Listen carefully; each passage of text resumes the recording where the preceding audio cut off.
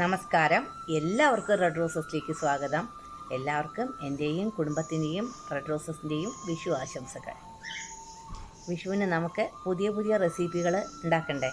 ഞാൻ പുതിയ റെസിപ്പികൾ ഉണ്ടാക്കാനാണ് ശ്രമിക്കുന്നത്. അപ്പം ഞാൻ നിങ്ങളുടെ മുമ്പിൽ ഒരു പുതിയ റെസിപ്പി എൻ്റെ അഭിപ്രായത്തിൽ ആണ് പ്രസൻറ്റ് ചെയ്യണത്. നിങ്ങൾക്കായിട്ട് ഞാൻ ഉണ്ടാക്കുന്ന റെസിപ്പി എന്താണെന്ന് വെച്ചാൽ മഷ്റൂം ഇസ്റ്റൂം അതുപോലെ തന്നെ നല്ല കപ്പയും നേന്ത്രക്കായയും കടലയും ഒക്കെ കൂടിയിട്ടുള്ള ഒരു അടിപൊളി കൂട്ടുകറി ഒന്ന് ഉണ്ടാക്കി നോക്കൂ എല്ലാവരും കേട്ടോ. വളരെ സ്വാദിഷ്ടമായിട്ടുള്ള ഒരു വിഭവമാണ്. എത്രയും പെട്ടെന്ന് അടുക്കളയ്ക്ക് പോയിട്ട് നമ്മളുടെ സ്വാദിഷ്ടമായിട്ടുള്ള കറികൾ നമുക്ക് ഉണ്ടാക്കാം. ഈ കൂട്ടുകറി നല്ല മധുരമുള്ളതാണ്. അതുപോലെ തന്നെ നിങ്ങളുടെ വിഷു ഓരോരുത്തർക്കും മധുരമുള്ളതാവട്ടെ. ഈ പുതുവർഷം എല്ലാവർക്കും ആയുസ്സും ആരോഗ്യവും നല്ല വിചാരിക്കാത്ത കാര്യങ്ങളും നിങ്ങൾക്ക് നിങ്ങളുടെ ജീവിതത്തിൽ സംഭവിക്കട്ടെ. ഞാൻ ജഗദീശ്വരനോട് പ്രാർത്ഥിക്കുന്നു. എല്ലാവർക്കും എൻ്റെ ശുഭദിനം ഞാൻ ആദ്യമായിട്ട് ആശംസിക്കുന്നു. ഹാപ്പി വിഷു. വിഷുവിന് നമുക്ക് നല്ല ഒരു കറി ഉണ്ടാക്കാം. കൂണി സ്റ്റൂ. മഷ്റൂമും പൊട്ടാറ്റോ ഒക്കെ വെച്ചിട്ടാണ് ഈ സ്റ്റൂ ഉണ്ടാക്കുന്നത്. ഒരു സിമ്പിൾ റെസിപ്പിയാണ്. അപ്പം നമുക്ക് ഇതുണ്ടാക്കാൻ നോക്കാം. അപ്പം ഉരുളക്കിഴങ്ങ് ഒരെണ്ണം ഇതങ്ങനെ കഷ്ണാക്കി നോക്കി, 3 പച്ചമുളക്, 2 സവാള, ഒരു ചെറിയ കഷ്ണം ഇഞ്ചി, നമ്മളുടെ കൂൺ ഇവിടെ കട്ട് ചെയ്തത്, ഇതെല്ലാം കൂടി ഇട്ടിട്ട് കുറച്ച് വെള്ളമൊഴിച്ച് കുറച്ച് ഉപ്പ് കൂടി ഇട്ടിട്ട് നമുക്കിത് അടച്ച് വെച്ച് ഒരു 3 വിസിൽ ആക്കാം. പിന്നെ തേങ്ങയുടെ 1-ാം പാല് 2-ാം പാലും എടുക്കണം. അപ്പം ഞാൻ അത് എടുത്തിട്ട് വരാം. ഇത് ആദ്യം നമുക്ക് അടുപ്പത്ത് വയ്ക്കാം. അപ്പം ഞാൻ ഗ്യാസ് കത്തിച്ച് വെച്ചിട്ടുണ്ട്. 3 വിസിൽ വന്നാൽ നമുക്കത് ഓഫ് ചെയ്യാം. 6 വിസിൽ വന്നു കണ്ടോ. വെള്ളമൊക്കെ നന്നായി വറ്റി നല്ല പാകത്തിന് വെന്തു കേട്ടോ. ഇതിലേക്ക് നമുക്ക് തേങ്ങയുടെ 2-ാം പാൽ ഒഴിച്ചു കൊടുക്കാം. ഈ 2-ാം പാലിൽ കിടന്ന് ഇതൊന്ന് നന്നായിട്ട് ഒന്ന് തിളക്കട്ടെ. എപ്പോഴും ഇത് വേവിച്ചതിന് ശേഷമേ നമുക്ക് തേങ്ങാപ്പാലിൽ പിന്നെ അത് വേവിക്കാൻ പാടുള്ളൂ കേട്ടോ. വെള്ളത്തിൽ ആദ്യം നമുക്ക് കുക്കറിലൊന്ന് വിസിലാക്കിയതിന് ശേഷം മാത്രം തേങ്ങാപ്പാൽ ഒഴിക്കുക, അല്ലെങ്കിൽ ഇത് പിരിഞ്ഞു പോകും. ഇത് നന്നായിട്ടൊന്ന് വെന്ത് കഴിഞ്ഞാൽ തേങ്ങയുടെ 1-ാം പാൽ ഒഴിച്ചു കൊടുക്കും. അപ്പോൾ നമ്മുടെ തേങ്ങയുടെ 2-ാം പാൽ കണ്ടോ ഒഴിച്ചിട്ട് നന്നായിട്ട് യോജിപ്പിച്ചു. ഇതിലൊക്കെ നന്നായിട്ട് പിടിച്ചു. നമുക്ക് തേങ്ങയുടെ 1-ാം പാലാണ്ട് ഒഴിച്ചു കൊടുക്കാം. അതിനോടൊപ്പം തന്നെ നമുക്ക് ഈ കറിവേപ്പിലയാണ്ട് ഇട്ട് കൊടുക്കാം. ഇതൊന്ന് ചെറുതായി തിളച്ച് കഴിഞ്ഞാൽ നമുക്കിത് ഓഫ് ചെയ്യാം. ഇലയുടെ വക്കത്ത് വിളമ്പാൻ നല്ല മഷ്റൂം പൊട്ടാറ്റോ സ്റ്റൂ ഇവിടെ റെഡിയായി. എല്ലാവരും ഇത് ട്രൈ ചെയ്യണം. ഇത് നന്നായിട്ടൊന്ന് തിളച്ച് കഴിഞ്ഞാൽ നമുക്ക് നല്ല ഒരു ഭംഗിയുള്ള പാത്രത്തിലേക്ക് ആക്കാം. എല്ലാവരും ഇതൊന്ന് ഉണ്ടാക്കി നോക്കൂ. നമുക്ക് വിഷു സദ്യയ്ക്ക് നല്ലൊരു റെസിപ്പിയാണിത്. നല്ല സ്വാദുള്ള കറി, കുട്ടികൾക്കൊക്കെ നല്ല ഇഷ്ടപ്പെടും. അപ്പം എല്ലാവർക്കും എൻ്റെ വക വിഷു ആശംസകളൊന്നുകൂടി. നമ്മളുടെ സ്റ്റൂപ്പ് ഉണ്ടാക്കി കഴിഞ്ഞു. ഇനി നമുക്ക് കപ്പ കടല കൂട്ടുകറി ഉണ്ടാക്കാം. കപ്പ കടല കൂട്ടുകറിക്ക് ഒരു നേന്ത്രക്കായ വേണം. പിന്നെ ഒരു 300 ഗ്രാം കപ്പ, 1 ടീസ്പൂൺ മുളക് പൊടി, 1/2 ടീസ്പൂൺ മഞ്ഞൾപ്പൊടി.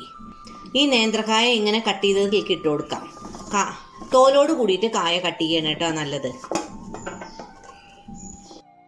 ഞാനത് പ്രഷർ കുക്കറിൽ ഇട്ടുവെന്നേ ഉള്ളൂ, വിസിലാക്കണില്ല. ഇത് അധികം വെന്തുടയാൻ പാടില്ല. അപ്പം നമുക്കിതിലേക്ക് വെള്ളം ഒഴിച്ചു കൊടുക്കാം. അപ്പം അതിൻ്റെ ഫസ്റ്റ് സ്റ്റെപ്പായി കേട്ടോ. ഇത് നമുക്ക് വേവിക്കാൻ വേണ്ടി അടുപ്പത്ത് വെക്കാം. അതോട് കൂടിയിട്ട് നന്നായി ഒരു 3 മണിക്കൂർ കുതിർത്ത കടലയാണത്.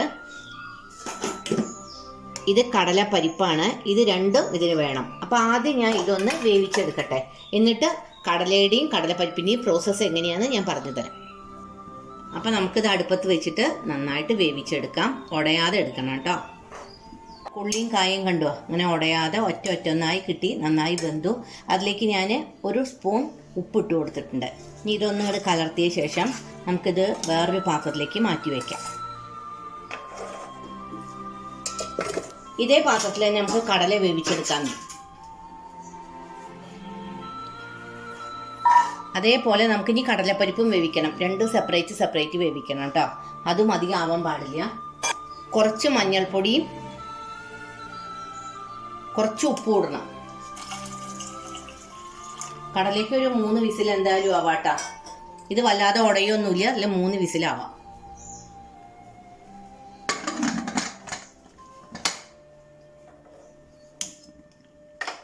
അപ്പോൾ ഇത് വിസിൽ വരട്ടെ. ഒരു 4-5 വിസിലാണ് കടലയ്ക്ക് ആയത്. അത് തുറന്നു നോക്കി, ഇതാ കടല അതാ വെന്തുടഞ്ഞിട്ടില്ല. ഇങ്ങനെയാണ് വേണ്ടത് കടല.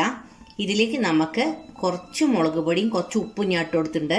ഇനി നമുക്കിത് അങ്ങോട്ട് ചെറുതായിട്ട് ഒന്ന് ബോയിൽ ചെയ്തെടുക്കാം. എന്നിട്ട് നമുക്ക് ഇത് വാങ്ങി വെക്കണം. അപ്പോൾ നമ്മുടെ കടലയിലെ ഉപ്പും മുളകൊക്കെ പിടിച്ചു. അത് നമുക്കിത് ഊറ്റിയെടുക്കാം. അതേ വെള്ളത്തിൽ തന്നെ നമുക്ക് കടലപ്പരിപ്പ് വേവിച്ചെടുക്കാം. അതിൽ പിന്നെ ഉപ്പും മുളകൊന്നും ഇടണ്ട കേട്ടോ. അത് ഈ വെള്ളത്തിൽ ഉപ്പും മുളകും ഉണ്ടല്ലോ, അപ്പോൾ പിന്നെ അതിനെ പ്രത്യേകിച്ച് ഉപ്പും മുളകൊന്നും ഇടേണ്ട ആവശ്യമില്ല. ഇതിലേക്ക് ഞാൻ ഈ കടലപ്പരിപ്പ് ഇട്ടു കേട്ടോ.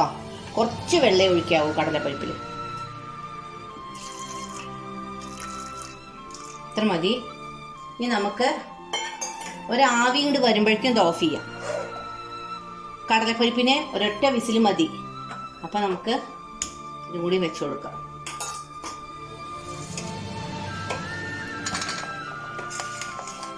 കണ്ടില്ലേ, തീരെ വെള്ളമില്ല വന്നിട്ട്. അപ്പോൾ ഒരൊറ്റ വിസിലാണ് പരിപ്പ് വേവിക്കാൻ എടുത്തത്. കണ്ടോ, നമ്മുടെ കടലപ്പരിപ്പ് ഇങ്ങനെയാണ് വേവേണ്ടത്. ഇതിലേക്ക് നമുക്ക് ഇതെല്ലാം ഇട്ട് കൊടുക്കാം കേട്ടോ. ഇനി നമുക്ക് ഇതിൽ ആവശ്യത്തിന് ഉപ്പ് വേണമെങ്കിൽ ചേർത്ത് കൊടുക്കാം. നോക്കട്ടെ, എല്ലാം കൂടി ഒന്ന് യോജിപ്പിക്കട്ടെ. ഒരു യോജിപ്പ് വരണമല്ലോ. ചെറുതായിട്ട് ഇതൊന്ന് ഉടയ്ക്കാം.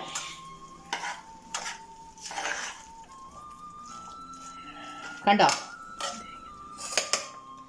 നോക്കട്ടെ കേട്ടോ ഉപ്പുണ്ടോന്ന്. ഉപ്പ് മുളകൊക്കെ ഉണ്ട്.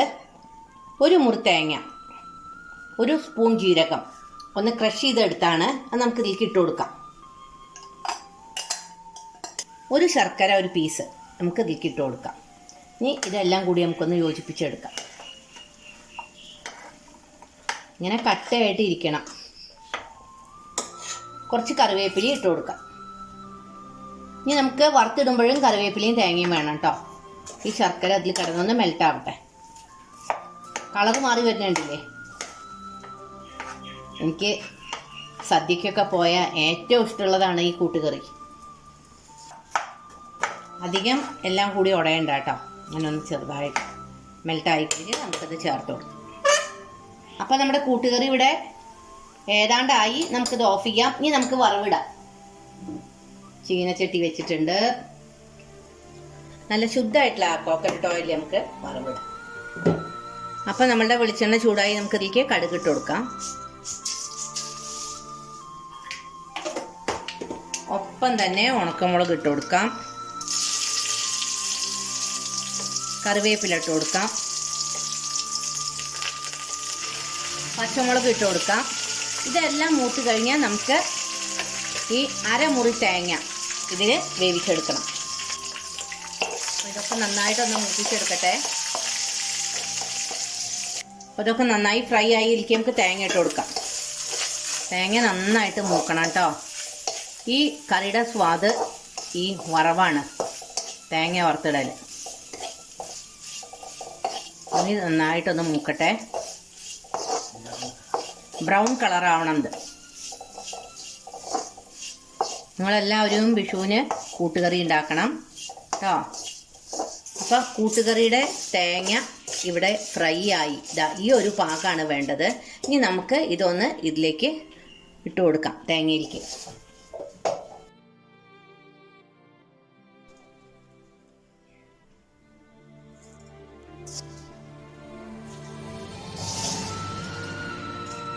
ഈ കൂട്ടുകറിയുടെ ടേസ്റ്റ് വരുന്ന ഈ വറവിലാണ് മക്കളെ. അപ്പോൾ തേങ്ങ നമ്മൾ ഒരിക്കലും പിശുക്ക് കാണിക്കരുത്. നമുക്കിതൊന്നുകൊണ്ട് മിക്സ് ചെയ്യാം കേട്ടോ. അപ്പം നമ്മളുടെ വിഷുവിനുള്ള കൂട്ടുകറി ഇവിടെ റെഡിയായി. നല്ലൊരു കോമ്പിനേഷനാണ് കായയും കപ്പയും. എല്ലാവരും ഇതൊന്ന് ട്രൈ ചെയ്യണം കേട്ടോ. നമുക്കിനി അടുത്ത വീഡിയോ ആയിട്ട് കാണാം. എൻ്റെ ഈ വീഡിയോ നിങ്ങൾക്ക് ഇഷ്ടപ്പെട്ടു എന്ന് വിചാരിക്കുന്നു. എല്ലാവർക്കും ശുഭദിനം ആശംസിക്കുന്നു.